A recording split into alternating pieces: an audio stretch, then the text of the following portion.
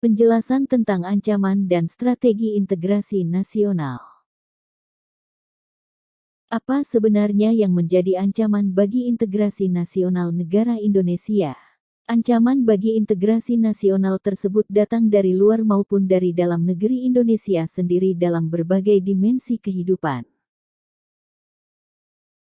Integrasi nasional sendiri adalah menggabungkan seluruh bagian menjadi sebuah keseluruhan dan tiap-tiap bagian diberi tempat sehingga membentuk kesatuan yang harmonis dalam Negara Kesatuan Republik Indonesia atau NKRI yang bersemboyan, Bhinneka Tunggal Ika. Indonesia merupakan bangsa yang sangat besar baik dari kebudayaan ataupun wilayahnya.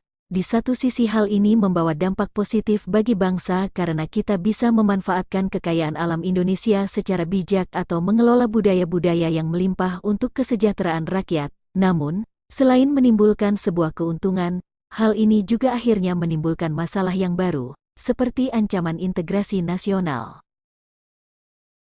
Jenis ancaman integrasi nasional. 1.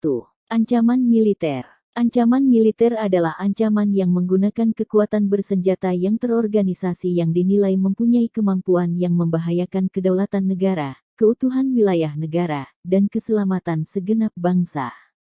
Ancaman militer dapat berbentuk agresi, pelanggaran wilayah, spionase, sabotase, aksi teror bersenjata, pemberontakan, dan perang saudara.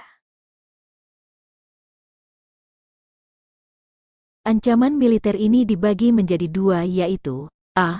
Ancaman militer dalam negeri, disintegrasi bangsa, melalui macam-macam gerakan separatis berdasarkan sebuah sentimen kesukuan atau pemberontakan akibat ketidakpuasan daerah terhadap kebijakan pemerintahan pusat, keresahan sosial akibat ketimpangan kebijakan ekonomi dan pelanggaran hak asasi manusia yang pada gilirannya dapat mengakibatkan suatu kerusuhan massal.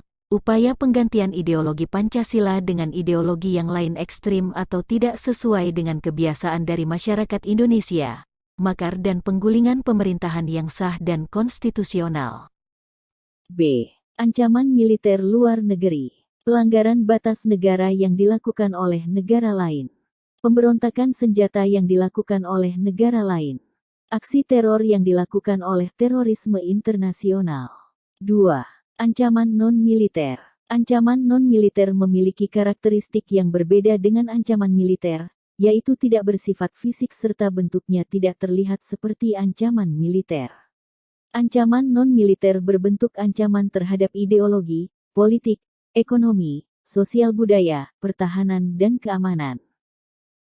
Berikut ini adalah jenis-jenis ancaman non-militer: ancaman berdimensi ideologi, ancaman berdimensi politik, ancaman berdimensi ekonomi, ancaman berdimensi sosial budaya, ancaman berdimensi teknologi informasi, ancaman berdimensi keselamatan umum.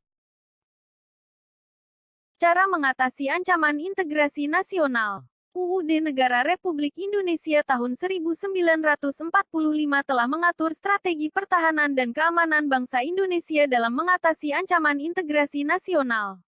Pasal 30 ayat 1 sampai 5 UUD Negara Republik Indonesia tahun 1945 yang menyatakan bahwa 1. Tiap-tiap warga negara berhak dan wajib ikut serta dalam usaha pertahanan dan keamanan negara. 2. Usaha pertahanan dan keamanan negara dilaksanakan melalui sistem pertahanan dan keamanan rakyat semesta oleh Tentara Nasional Indonesia dan Kepolisian Negara Indonesia Republik Indonesia sebagai kekuatan utama, dan rakyat sebagai kekuatan pendukung. 3. Tentara Nasional Indonesia terdiri atas Angkatan Darat, Angkatan Laut dan Angkatan Udara sebagai alat negara bertugas mempertahankan, melindungi, dan memelihara keutuhan dan kedaulatan negara. 4. Kepolisian Negara Republik Indonesia sebagai alat negara yang menjaga keamanan dan ketertiban masyarakat bertugas melindungi, mengayomi, melayani masyarakat, serta menegakkan hukum. 5. Susunan dan kedudukan Tentara Nasional Indonesia, Kepolisian Negara Republik Indonesia, hubungan kewenangan Tentara Nasional Indonesia dan Kepolisian Negara Republik Indonesia di dalam menjalankan tugasnya. Syarat-syarat keikutsertaan warga negara dalam usaha pertahanan dan keamanan diatur dengan undang-undang. Sekian, terima kasih. Tagar Samrotu Hidayati XP CPTV.